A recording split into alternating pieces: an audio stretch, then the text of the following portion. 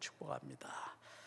오늘 여러분과 함께 나누게 될 본문의 말씀, 너무 잘 아는 이야기고, 그래서 어쩌면 우리가 이 말씀을 좀 소홀히 한 느낌이 없지 않아 있다, 이런 생각을 가지고 함께 말씀을 나누게 될 텐데, 오늘도 여러분에게 새로운 말씀에 대한 해석이 여러분에게 창조적으로 은혜가 되는 그런 시간이 되기를 바랍니다. 제목은 장벽을 넘는 큰 믿음입니다. 제목이 말해주고 있듯이 오늘 이 본문은 한 시대의 새로운 패러다임을, 선교적 패러다임이죠, 그것을 우리에게 제공해 주는 그런 아주 기독교 역사에, 아니면 초대교회에 아주 중요한 말씀, 어마어마한 가치가 있는 말씀, 그게 바로 본문입니다. 우리는 단지 이 여인의 딸이 귀신 들려서 그냥 고쳐졌다, 그리고 그동안 이제 대부분 설교가 이 여인의 딸이 고침받는 데 집중하다 보니까 왜 그렇게 예수님이 모질게 했는가, 모질게 해도 끈질기게 요청했더니 주님께서 고쳐주신 것이다, 아니면 이 여인의 믿음을 시험하기 위해서 주님이 그랬다, 이렇게 일반적으로 우리가 이야기를 해왔어요. 그런데 성경을 우리가 이제 지난주, 지지난주 여러분 이야기와 지금 연속되는 거거든요. 그러니까 그 연속성에서 이 본문의 말씀을 여러분이 이해해 주셨으면 좋겠어요. 그러니까 독립된 말씀이 아니고 독립된 사건이 아니라 지금 예수님이 제자들을 데리고 계속적으로 이어지는 말씀의 하나의 구성이다, 이렇게 여러분들이 보시면 좋겠습니다. 그래서 오늘도 한 여인의 어머니의 딸을 향한 지극한 사랑을 이야기하는 본문이 아니라, 이 본문은 초대교회 복음의 진로, 복음을 어떻게 더 확장시켜 갈 것인가, 복음이 박해로 인해서 딱 막혀 있어요. 그런 초대교회가 어떻게 그 암담한 현실, 그 두려운 현실을 어떻게 새로운 돌파구, 새로운 길을 모색하는가, 이거에 대한 아주 중요한 모멘텀을 주고 있는 게 바로 본문입니다. 그래서 본문에서 여러분들도 창의적인 여러분의 인생, 여러분의 삶, 여러분의 신앙, 새로운 길을 열어갈 수 있는, 그리고 우리 교회가 새로운 길을 도전해 갈 수 있는 그런 길을 찾는 그런 시간이 되시기를 바랍니다. 오늘 이 본문 말씀은 더 높은 차원의, 단지 귀신을 치유하는 것이 인생 살면서 그것보다 중요한 게 뭐가 있냐라고 생각을 한다면 할 말은 없겠습니다만, 그러나 성경은 그것보다 더 가치 있는 하나님의 나라가 어떻게 이 세상에 뻗어가는가, 이걸 설명하기 때문에 우리가 성경을 하나 읽어도 늘 거기에 초점을 맞추고, 그리고 귀신을 쫓는 행위라든지 이 여인의 소망과 간청을 들어주는 것은 매우 지엽적인 일이다라고 하는 것을 우리가 좀 기억하면서 이 말씀을 들으면 좋겠습니다. 1800년도에 2008년도죠. 800년이 아니라 2008년도에 중국의 스촨성에 엄청난 지진이 일어났죠, 여러분. 그래서 그 지진으로 인해서 중국이 엄청난 피해를 입고 많은 사람들이 죽고 그리고 다치는 그런 일들이 있었습니다. 이때 이루어졌던 한 사건을 다시 한번 떠올려 보기를 원합니다. 그날은 2008년 5월 13일이었습니다. 스촨성의 베이촨현이라고 하는 그러한 아주 폐허가 된 마을이 있었습니다. 구조대가 들어가기도 어려운 곳이었죠. 그래서 너무 지체하는 바람에 사람들이 많이 죽었습니다. 그럼에도 불구하고 시신이라도 건질까 해서 구조대가 들어가서 작업을 하다가 한 더미, 시멘트 콘크리트 더미 사이에서 한 여인을 발견하게 됩니다. 그런데 이 여인은 머리에다 무릎을 대고 웅크리고 있는데, 놀랍게도 그의 팔은 위를 향해 있었습니다. 자기를 짓누르는 시멘트 덩어리를 손으로 받치고 있었던 겁니다. 아주 초인적인 힘을 발휘해서 그것을 받치고 그대로 죽었습니다. 그래서 안타까운 마음에 구조대가 그의 시신을 그대로 들어 올렸는데, 들어 올리고 나서 깜짝 놀랐습니다. 그것은 그 여인의 품속에 낳은 지 3달 된 아기가 있었던 겁니다. 그리고 놀랍게도 그 아기는 어머니의 젖을 물고 있었습니다. 그리고 살아 있었습니다. 너무 기적 같은 일이 벌어진 거예요. 중국 전역이 울음바다가 됐습니다. 이 여인의 모성애 때문에, 자기 희생으로 3달 된 아이를 구해낸 이 사건 때문에 말이죠. 그리고 그의 소지품을 찾고 그곳에서 핸드폰을 발견하여 열어본 결과 핸드폰에는 이런 문자가 찍혀 있었습니다. 너무나 사랑스러운 내 아가, 만약 내가 살아남게 된다면 이것만은 기억해 주길. 엄마는 너를 너무 사랑한단다. 그래서 온 중국 전역이 이 보도를 보고 그래서 울음바가 된 일이 있습니다. 자식을 살리려는 감동적인 어머니의 모성애가 아닐 수 없습니다. 이것은 우리나라 부모님들도 똑같습니다. 모든 어머니는 이런 마음을 다 가지고 있습니다. 가끔 자신의 이익을 위해서 자식을 희생시키는 어머니나 부모가 있기는 하죠, 가끔. 그러나 대부분은 자식을 위해서 자신이 희생하는 것이 어머니의 사랑입니다. 오늘 본문에도 그런 어머니가 등장합니다. 그런데 저는 오늘 본문에서 이 어머니에게 집중하는 방향이 좀 다릅니다. 단지 딸아이의 고침을 위해서 예수님께 온갖 수모를 받으면서도 참아내는 여인을 뛰어넘는 이 여인이 가졌던 진짜 큰 믿음은 무엇인가? 이 여인이 가졌던 진짜 큰 믿음은 무엇인가? 그것은 예수님도 감동시키는 믿음이었다는 겁니다. 예수님이 감동을 받을 만큼의 믿음이라면 이 여인은 보통 믿음을 가진 사람이 아닙니다. 사람이라는 게 무엇인가 감동을 받으려면 그냥 감정적인 이입보다도 더 큰 깨달음이 있어야 되는 거죠. 이 여인의 말 한마디, 이 여인의 표정, 이 여인과의 대화를 통해서 예수님이 무엇인가 깨우침을 받았다. 아마 예수님의 신성만 주장하는 사람이 있다면 납득이 되지 않을 겁니다. 그러나 기독교 역사를 보면 예수님에 대하여 니케아 종교회의가 예수님의 인성을 공식적으로 발표함으로써 기독교에서는 예수님의 신성뿐만 아니라 예수님의 인성도 인정하는 그러한 그리스도론이 생기게 되었습니다. 예수님이 이 땅에 오실 때 육체의 몸을 입고 오셨죠.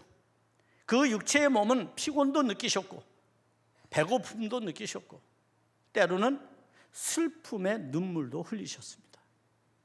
그것이 예수님의 인성입니다. 그랬기에 우리는 더 예수님을 믿을 만한 분으로 신뢰하는지 모르겠어요. 왜냐하면 그분이 신성이었다면 어쩌면 당연한 거죠. 신이니까. 그런데 인간의 몸을 입고 오셔서 온갖 희생과 그리고 인류를 구원하고자 하는 그의 사명에 그의 온 생애를 바쳤다고 하는 것, 그리고 감히 누구도 따라갈 수 없는 그러한 지고지순한 그러한 영적인 여정을 걸어가셨다는 것, 그것이 어쩌면 우리가 본받기를 원하고 우리가 따라가기를 원하는 제자의 심정이 아닐까 하는 생각을 하기 때문입니다. 따라서 오늘 본문은 어머니의 희생이나 사랑보다 더 중요한 것이 이 본문 안에 들어있습니다.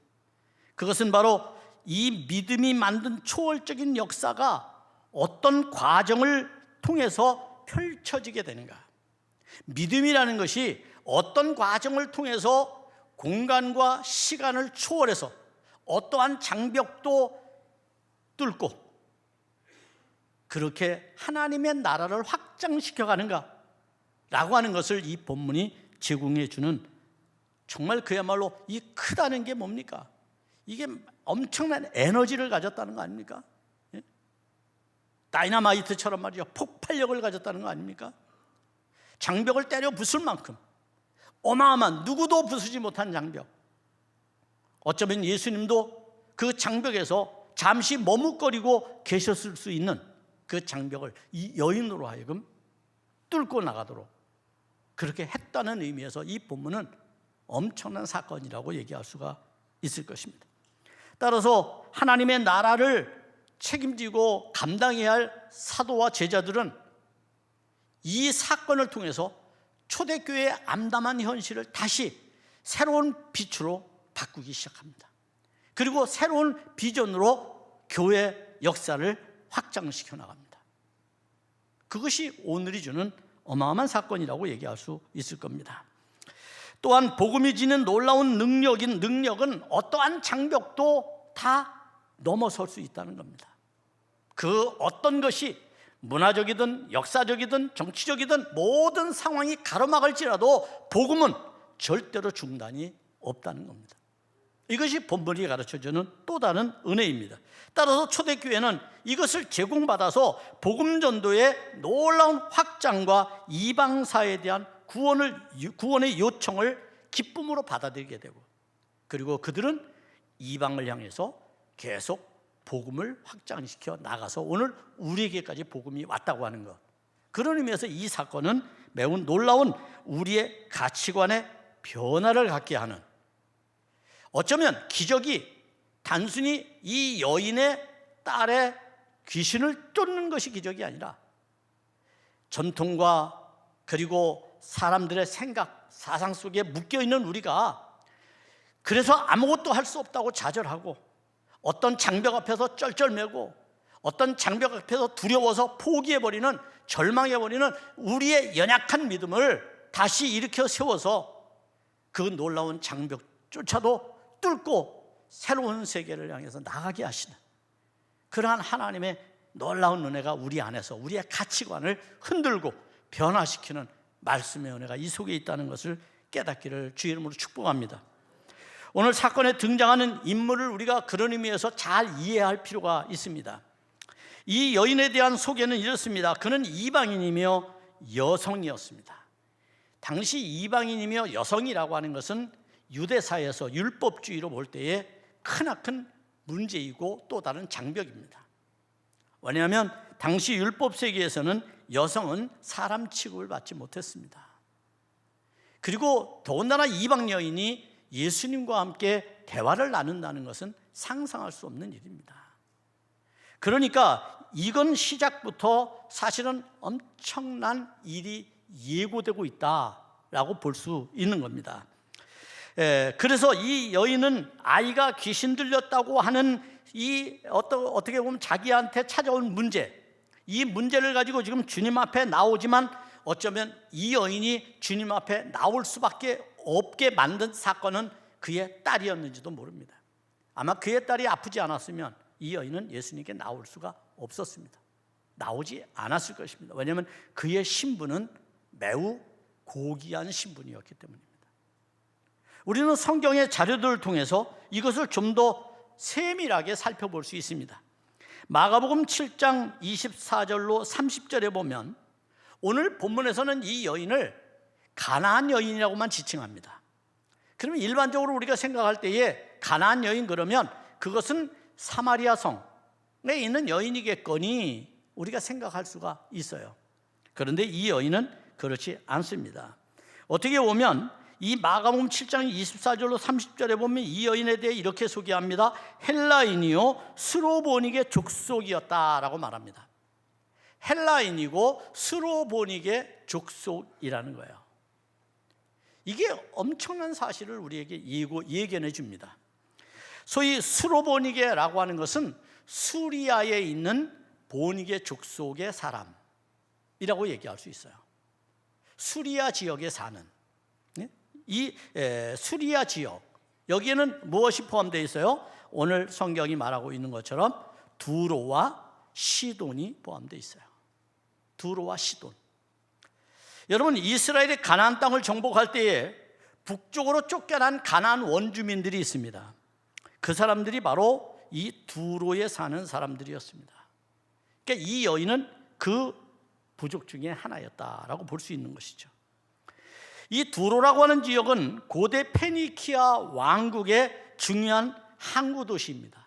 중요한 항구 도시. 그래서 온갖 문물을 받아들임으로써 이 페니키아 왕국에 있어서 이 두로라고 하는 지역은 굉장히 문명이 당시 고대 시대의 문명이 가장 발달한 그 지역에서 가장 발달한 곳이었어요. 그럴 정도로 이곳에 사는 사람들은 매우 큰 자부심을 가지고 살았어요. 그러니 그들이 유대인을 바라볼 때에 어떻습니까? 여러분, 출애굽 사건에서 자기들이 살던 지역에서 쫓겨났죠. 그리고 지금은 자기들이 잘 살게 되었죠. 문명을 이루며 살게 되었죠. 그런데 그 가나안에 와 있는 유대 민족은 율법주의에 가로막혀서 아주 답답하게 살아가죠. 그러니 얼마나 그들을 비웃었겠어요. 반대로 유대인들은 율법으로 그들을 바라보니 그 타락한 도시예요. 그러니 얼마나 그들을 경멸했겠어요.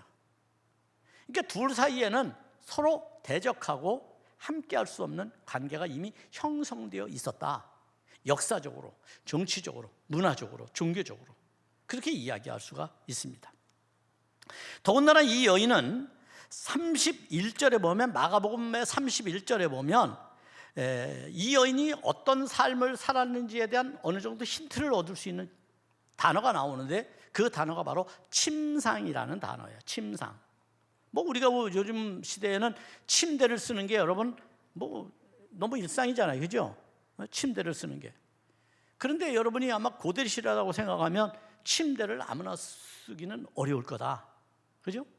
더군다나 이 침상이라는 말은 클리네라고 하는 말인데요, 헬라어로. 이 클리네라고 하는 것은 두 가지 기능을 가지고 있어요. 하나는 평상, 다른 하나는 침상, 그 뜻을 가지고 있어요. 소위 말하면 외부에서 손님이 오면 당시 이쪽 사람들은요, 지중해권에 살아가는 사람들은 자기들이 우리처럼 가부좌를 주고 똑바로 앉아서 차를 마시거나 음식을 먹거나 이러지 않고 비스듬하게 옆으로 기대서 눕습니다. 그리고 차도 마시고 손님과 대화도 하고 식사도 하고 그렇게 하는 거예요. 그러니까 옆구리에 꼭 목침 같은 걸 끼고 있는 거죠. 그렇게 해서 늘 옆으로 누워서 상대를 대접하기도 하고 그렇습니다. 그때 누워있는 그 장소를 침상이라고 얘기를 합니다. 이것은 대개 대리석으로 만듭니다. 고급스럽게 대리석으로. 그렇게 보면 여러분, 우리가 중풍병자를 메고 온 그런 그 들것, 이것하고는 완전히 다른 거죠. 그렇기 때문에 이 사람의 신분을 어느 정도 알 수 있는 것은 이 사람은 바로 잘 사는 바로 귀부인이었다, 이렇게 얘기할 수가 있습니다. 그런 여인이 지금 자기 딸 때문에 그렇게 경멸하는 유대 사람, 그것도 젊은, 예수님이 당시 여러분 젊잖아요, 그죠? 그런 예수님 앞에 와서 지금 사정을 하고 있는 겁니다. 그런 상황인데, 그래서 오늘 본문은 신학적으로나 선교학적으로 매우 중요한 의미를 갖고 있는 본문이라고 얘기할 수가 있습니다. 예수님의 선교 사역의 중심이 유대 땅이었습니다. 유대 땅. 유대 땅에서 좀처럼 벗어날 수 없었습니다. 그런데 예수님이 지금 유대 땅을 벗어난 겁니다. 그것도 적대적인 이방 땅에 와 있는 겁니다. 어쩌면 예수님은 스스로 비난의 자리에 갔는지도 모르겠습니다. 그러면 왜 주님은 이런 자리를 찾아갔을까요? 왜 여기에 찾아갔을까요? 전도하기 위해서, 복음을 전하기 위해서, 하나님 나라 운동을 하기 위해서? 성경을 보니까 그게 아니었습니다. 우리는 지난주, 지지난주의 설교를 다시 떠올릴 필요가 있습니다. 오병이어에게 기적을 일으킬 때, 디베리아 바다에서 오병이어의 기적을 일으킬 때 얼마나 예수님은 지치셨습니까? 여러분, 5,000명 이상을 먹이는 사건 속에서 제자들도 얼마나 지쳤습니까?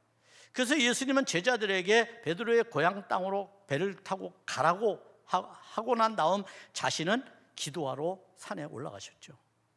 하나님 앞에서 참된 안식을 얻으려고 한 것입니다. 그런데 뜻하지 않게 바다에서 풍랑을 만나는 제자들을 보고 다시 그들을 구원하기 위해서 다시 바다를 걸어오시는, 그래서 어쩌면 땅을 걸어가는 것보다 더 피곤하고 더 힘을 내야만 하는 이런 상황이 예수님에게 찾아온 겁니다. 그런 지침이 계속되었는데 파도는 그들을 목적지로 데려다 주지 않고 엉뚱한 곳으로 방향을 틀어서 가게 하죠. 그것에 도착했더니 언제 소문을 들었는지 동네 사람들이, 고을 사람들이 온갖 병자를 침상째 가지고 나와서 예수님에게 고쳐달라고 아우성을 치지 않았습니까? 그 일을 계속해서 예수님이 쉬지도 못하고 제자들과 감당을 한 거예요. 파도와 싸우느라고 제자들은 지쳤고, 예수님 더군다나 그런 고단한 몸을 이끌고 여러분 갈릴리 호수 가운데까지 걸어오셨으니 얼마나 피곤하시겠어요. 육체의 몸을 가졌다 그랬잖아요. 그런 예수님께서 쉴 틈이 없었던 겁니다. 그러니 방법은 하나밖에 없어요. 예수님을 모르는, 예수님을 알지 못하는 그러한 지역으로 몰래 숨어 들어가는 것밖에는 없습니다. 그래서 성경을 보면 뭐라고 말합니까? 성경에서, 마가복음에서 이렇게 말합니다. 예수님께서 그곳에 가실 때 아무도 모르게 갔다고 그랬습니다. 아무도 모르게, 아무도 알지 못하도록 그렇게 했다는 것이죠. 왜 그렇습니까? 아무도 몰라야지 쉴 수 있거든요. 예수님이, 제자들이 쉴 수 있어요. 아무도 몰라야지만. 그래서 성경은 아무도 모르게 갔다 그랬습니다. 그런데 갑자기 어디서 나타났는지 이 여인이 그 집을 찾아온 겁니다. 이제 저는 이제부터 예수님을 좀 변론을 하려고 합니다. 오늘 본문에 보면 여러분도 좀 읽으면서 마음에 부담이 되는 말씀이 있습니다. 그 부담이 되는 말씀이 뭐냐 하면, 아무리 원수라도 예수님 아닙니까? 아무리 하찮은 여인이라도 예수님 아닙니까? 그동안 예수님 얼마나 자비로웠고, 얼마나 은혜로웠고, 얼마나 사랑이 많고, 얼마나 그랬어요. 그런데 오늘은 이상합니다. 예수님이 이 여인을 상대하지 않습니다. 이 여인이 간청하는데도 모른 척합니다. 대꾸도 하지 않습니다. 여기 오니까 잠잠했다 그랬어요, 예수님이. 그러니 이상하니까 제자들이 그래요. 아, 예수님 시끄러우니까 빨리 한마디만 해서 보내라고. 그런데 그 한마디가 너무 충격적이었어요. 그 한마디가 어쩌면 오늘 성경을 읽는 우리에게, 정말 예수님을 그토록 사랑하는 우리에게 좀 부담이 되는 말씀이 아닐 수가 없습니다. 그 말인즉슨 어떤 말입니까? 바로 이 여인에게 한 말입니다. 26절, 자녀의 떡을 취하여 개들에게 던짐이 마땅하지 아니하니라 라고 하는 말씀입니다. 그런데 이 말씀을 하기 이전에 또 다른 예수님의 생각을 알 수 있는 말씀이 있습니다. 그 말씀이 24절입니다. 나는 이스라엘 집에 잃어버린 양 외에는 다른 데로 보내심을 받지 않았다라는 예수님의 규정입니다. 어쩌면 예수님도 유대 율법 아래 육체적으로는 갇혀 있을 수밖에 없었나 봅니다. 그래서 본인도 이 이스라엘 사람에게만 보냄을 받았다고 우리가 이해할 수 없는 이야기를 지금 이 여인에게 하는 겁니다. 그리고 이 여인에게 개 취급을 하죠. 개 취급을. 그런데 이게 얼마나 충격적이었느냐 하면, 많은 사상가들이, 또 많은 종교 철학자들이 이 말 때문에 예수님께 적잖은 실망감을 드러내기도 했습니다. 그 중에 여러분에게 한 사람을 소개하면 버트런드 러셀이라고 하는 사람입니다. 이 사람은 노벨 문학상을 수상한 사람이에요. 그런데 이 성경 구절 때문에 이 책 제목이 뭔지 아십니까? 나는 왜 기독교인이 아닌가?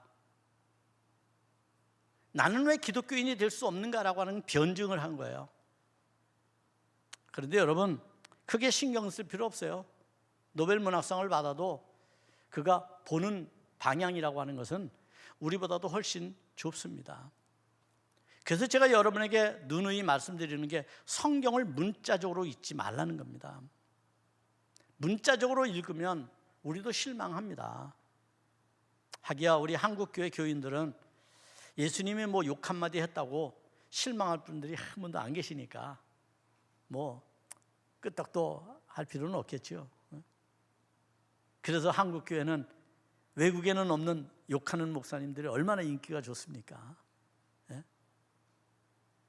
목사가 되면 교인들에게 반말 찍찍하고 욕하고 막 이러는 목사들이 지금 얼마나 인기가 좋습니까, 여러분?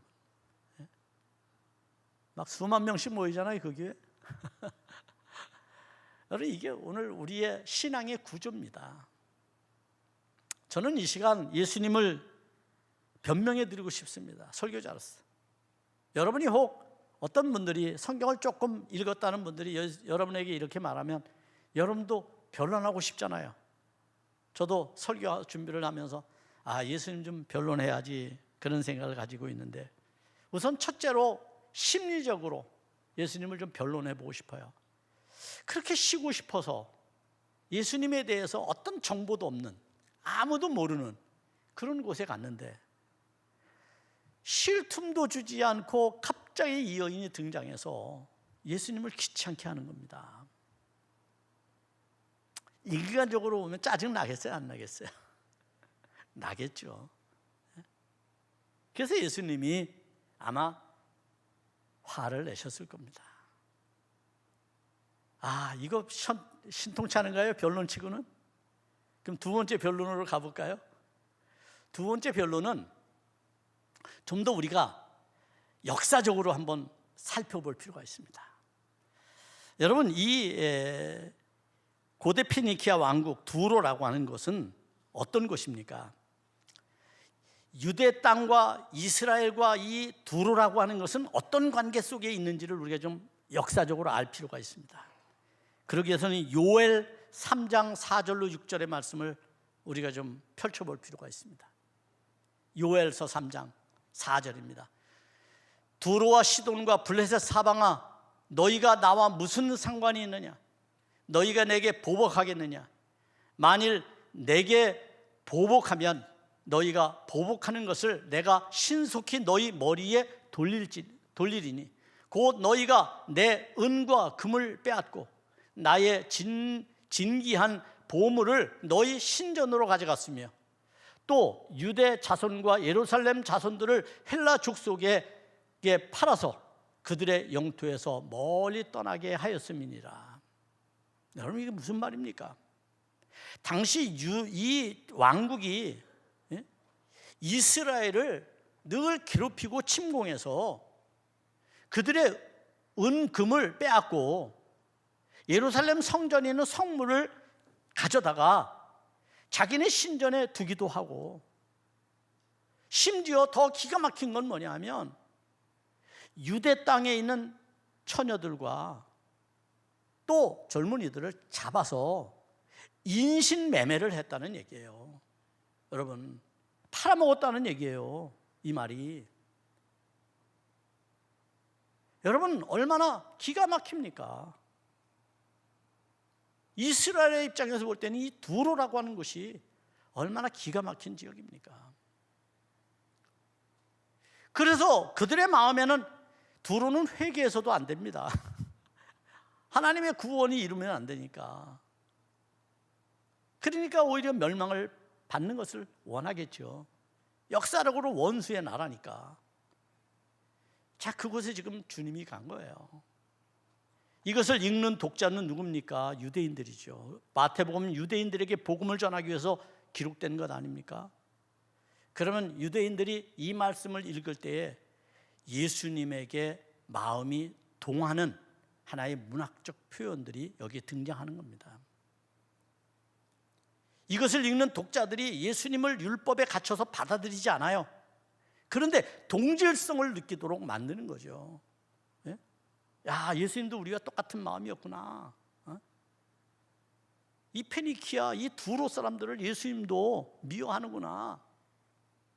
이 마음을 지금 독자인 마태복음을 기록함으로써 이것을 읽는 유대인들이 느끼도록 했다는 거예요. 그러므로서 예수 그리스도와의 공감대가 형성되도록 그렇게 했을 것이라는 겁니다. 어쩌면 이 모든 것들 다 추측에 지나지 않을 수 있습니다. 그럼에도 불구하고 오늘 이 본문이 우리에게 주는 정말 엄청난 은혜는 어떤 겁니까?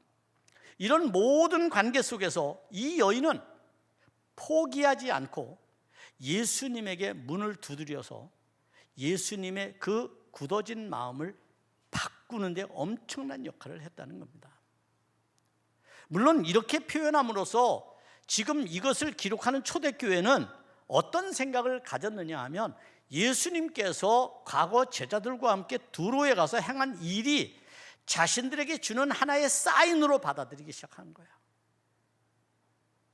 자기들도 제자로서 유대인으로서 이해할 수 없는 일을 예수님께서 두로 땅에 가서 행하셨는데 그 일을 주님께서 왜 하셨는지를 그때는 몰랐는데 지금 자신들이 복음을 감당하고 교회 초대교회가 암담한 현실 속에 있는 상황에서 놓고 보니까 이 일은 자신들에게 주는 엄청난 메시지요 설교였다는 걸 깨닫게 된 겁니다. 그게 뭡니까 여러분? 사도행전에 가면 초대교회가 로마로 박해를 받게 되잖아요. 그래서 성도들이 흩어지게 됩니다. 유대인들이 흩어지게 되는 것을 디아스포라 이렇게 표현하는데 그들이 흩어져서 이방 나라에 가지요. 이방 나라에 가서 그들은 여전히 유대교 내지는 그리스도교를 믿게 됩니다. 이방 나라에 가서. 그런데 대개 이제 로마의 박해로 쫓겨난 것은 그리스도교회지 유대교는 쫓겨나지를 않았어요. 물론 무역을 하거나 아니면 장사를 하거나 이런 일들로 아마 외국에 나가 사는 사람들이 있었을 겁니다. 그들은 회당이라는 걸 만들고 유대인들이 모이는 것을 자주 갔죠. 예수 믿는 사람들도 쫓겨나기는 했지만 로마의 그 압제, 박해 이것을 피해서 이방 나라에 가 있지만 그들도 여전히 그리스도인이라는 생각을 가지고 예수 이름으로 모여서 예배를 드립니다. 문제는 예루살렘 교회에 문제가 발생하기 시작합니다. 어떤 문제가 발생합니까? 우리는 목숨 걸고 이곳을 지키는데 유대 땅을 지키는데 그들은 목숨 부지하려고 이방 나라에 가서 그곳에 가서 예배를 드린다고 하는 거, 교회를 만든다고 하는 거. 그러면 예루살렘 교회가 이것을 받아들여야 되느냐 말아야 되느냐, 이런 문제가 예루살렘 교회에 생겼습니다.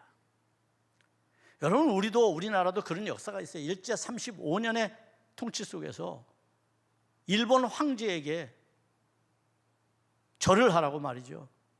기독교인들을 강요해서 수많은 목사님들이 목숨을 잃고 어떤 분들은 가서 인사를 했고 또 교회 평신도 지도자들도 그렇게 했고, 그래서 해방이 되고 난 다음에 교회 안에 엄청난 분쟁이 생겼어요. 그래서 교단도 따로 생기기도 했잖아요. 교단도. 이런 일들이 한국 교회 안에도 쓰라린 아픔으로 우리가 가지고 있고, 그래서 오래전에 각 교단마다 이런 것에 대해서 반성을 하고 회개하는 그러한 일들이 있었습니다, 여러분. 그러니까 역사적으로 이런 문제가 생겼을 때 이걸 어떻게 해결하느냐라고 하는 것은 성령이 우리에게 지혜를 주고 관용의 마음을 주지 않으면 할 수가 없는 거죠. 당시 예루살렘 교회도 교회 안에서 과연 이 이방에 나가 있는 그리스도 교회를 같은 형제의 교회로 받아들일 거냐 말 것이냐라고 하는 논쟁이 어마어마하게 일어납니다. 여러분이 사도행전을 읽어보면 다 나옵니다. 그게. 그때 여러분 어떻게 합니까? 수많은 논쟁 가운데서 결국 베드로에게 성령이 환상을 보여주잖아요. 율법에서 그 많은 음식을 내려보내서 먹으라고 2번씩이나 강요하잖아요. 그러나 베드로는 거절합니다. 이때 로마 백부장의 식구들이 와서 베드로를 초대하잖아요. 이게 베드로에게 사인이었어요. 아, 이방인도 복음을 받아들이고 전할 수 있는 거구나 라고 하는 걸 깨달은 거죠. 자, 그래서 예루살렘 교회는 안디옥 교회를 마침내 형제 교회로 받아주게 됩니다. 그리고 예루살렘에서 평신도 지도자인 당시 집사를 파송하게 되는 거죠. 그래서 안디옥 교회를 형제 교회로 받아들인 일이 있습니다. 자, 이와 같은 놀라운 역사를 초대교회는 어디서 배웠을까요? 예수님께서 두로에서 행하신 이 일 때문에 그들이 얻게 된 겁니다. 이것은 굉장히 중요하다고 할 수가 있습니다. 24절에서 나는 이스라엘 집에 잃어버린 양 외에는 다른 데로 보냄을 받지 아니했다라고 말하면서 이 여인을 개 취급했던 예수님께서 마음을 돌이켜 이 여인에게 너는 큰 믿음을 가지고 있구나 라고 인정해 준 것은 예수님의 생각을 바꾸는 이 여인이었기 때문에 가능한 겁니다. 예수님의 생각을 바꾸는 것.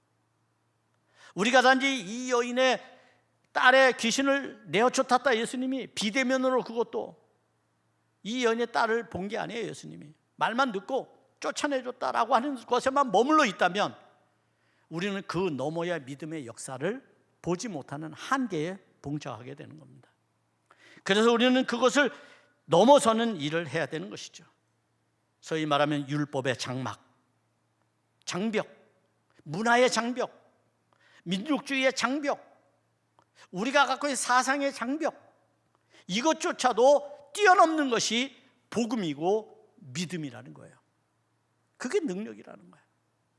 그래서 그것을 통해서 하나님께서는 귀한 일들을 감당하게 하시는데 마가복음 7장 31절로 35절에 보면 예수님께서 이 사건 이후에 두로와 시돈을 거치면서 수많은 기적과 수많은 병자들을 치유해 주시면서 동시에 너무 놀랍게 칠병이어의 기적을 행하십니다. 소위 말하면 칠병이어로 4,000명을 먹이시는 기적을 여기서 나타내신 거예요.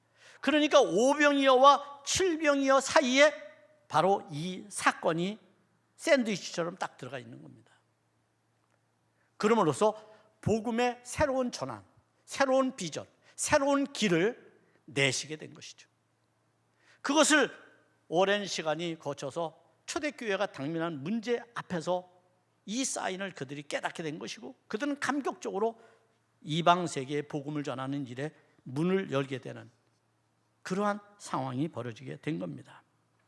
오늘 사건은 사도와 제자 그룹이 주님의 복음 사역을 어떤 방향으로 이끌어가는지를 예수님의 가르침에서 발견하고 적용시켜 나가는 아주 좋은 예입니다, 여러분.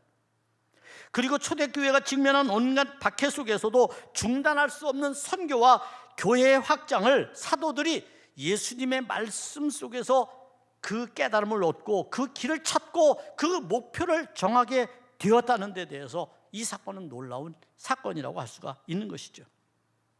놀랍게도 초대교회는 경직된 율법주의를 뛰어넘어 위기에 빠진 초대교회의 새로운 진로를 찾았습니다. 예수님께서 행하신 4,000명을 먹이신 칠병이어에서 그 가능성을 그들은 확인하게 된 것입니다.